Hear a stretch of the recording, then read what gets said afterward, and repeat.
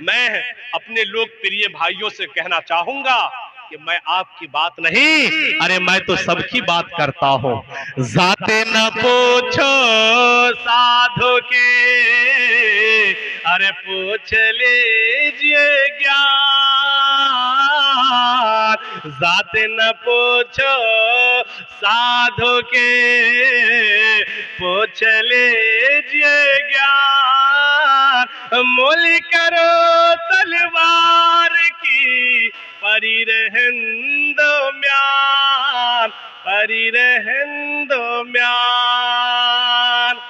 मेरे दोस्तों, आज हमारे समाज में बुराई क्या है? हमारे अंदर 1000 बीमारी रहे, 1000 बुराई रहे, हमको अपनी बुराई नजर नहीं आएगी।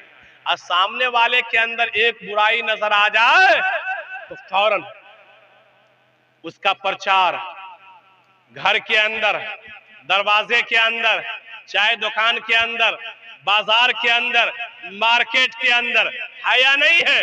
अपने अंदर 1000 बीमारी है, बुराई है, हमको अपनी बुराई नजर नहीं आती है। लेकिन अगर सामने वाले भाई में एक बुराई नजर आ जाए, उनकी बुराई का प्रचार हर जगह हम करना शुरू कर देते हैं। अगर कोई अब्दुल रहमान का बेटा मदरसा से पढ़ के आया, अगर वो बच्चा है, नौजवान है, एक वक्त की नमाज छूट जाए, 2-4 वक्त की नमाज कज़ा हो जाए, लड़कपना है, हम लोग मेरे दोस्तों वहां पर उंगलियां उठाते हैं। देखो फलां के बच्चे को मदरसा से पढ़कर आया है, अपने आप को हाफिज कुरान कहलाता है, मगर ये बच्चा नमाज भी नहीं पढ़ता। फलां का बेटा हाफिजी नमाज भी नहीं पढ़ता। हम लोग हैं जो जुम्मे नमाज पढ़ते हैं, अटिया कटिया 360। हमारी मस्जिदों का क्या हाल है?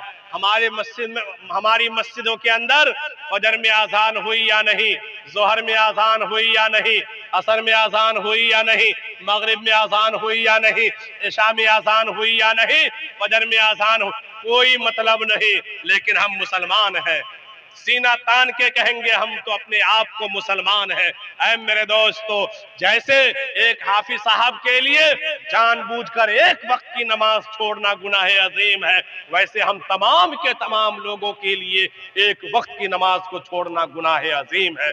इसलिए मेरे दोस्तों, हम लोग दूसरे की बुराई की टोह में न लगे, अपने अंदर जो कमी हो उसकी इस्लाह करने में ये आज का प्रोग्राम समाज सुधार प्रोग्राम है। समाज हमारा कैसे सुधर जाए, समाज की बुराई कैसे खत्म हो जाए, हमारे समाज के अंदर जो खराबियां हैं वो अच्छाई में कैसे तब्दील हो जाए, तो इंशाअल्लाह हम लोग इन बातों पे अमल भी करेंगे इंशाअल्लाह। बुरा जो देखने में चला। कबीरदास जी महाराज हमारे बिरादरान वतन के बहुत बड़े महात्मा गुजरे हैं। उन्होंने कहा कि मैं दुनिया के अंदर बुरे इंसान को खोजने के लिए निकला, पूरी दुनिया हमने घूम लिया, हमको कोई बुरा आदमी नजर नहीं आया। अपने आप में देखा तो सारी बुराई हमको अपने आप में मिल गई। आज हम लोगों को दूसरे में बुराई नजर आती है। बुरा जो देखने में चला तो बुरा न मिले को, बुरा जो देखने में चला तो बुरा न मिले को, जो मन खोजा अपना तो मुझसे बुरा न को, मुझसे बुरा न को। आज हम लोग हैं समाज के अंदर जो जिस वक्त जी में आता है बोल देते हैं। बोलते हैं या नहीं बोलते हैं? अरे बोलते हैं, कभी भी इसका परिणाम के बारे में सोचते नहीं है कि हम जो ये बात बोल रहे हैं इसका इन्फेक्शन कितना भारी पड़ जाएगा, ये इसका गलत निगेटिव कहां दूर तक फैल जाएगा, कभी हम नहीं सोचते हैं।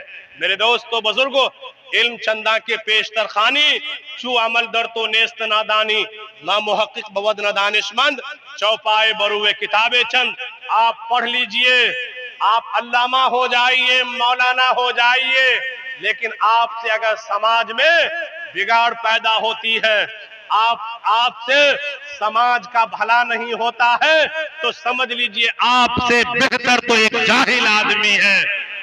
जो जाहिल आदमी समाज का शुभ चिंतक है, जो समाज की अमन और शांति के लिए सोचता है। लेकिन आप पढ़े हैं, अगर समाज का कोई बच्चा डॉक्टर होता है, समाज को उससे उम्मीद बन जाती है। अगर समाज का बच्चा कोई मास्टर बनता है, अगर समाज का बच्चा कोई आलिम बनता है, तो उससे समाज को, कौम मिल्लत को उम्मीद हो जाती है, ये कौम मिल्लत की इमामत करेगा, कौम को सही रास्ता दिखाएगा।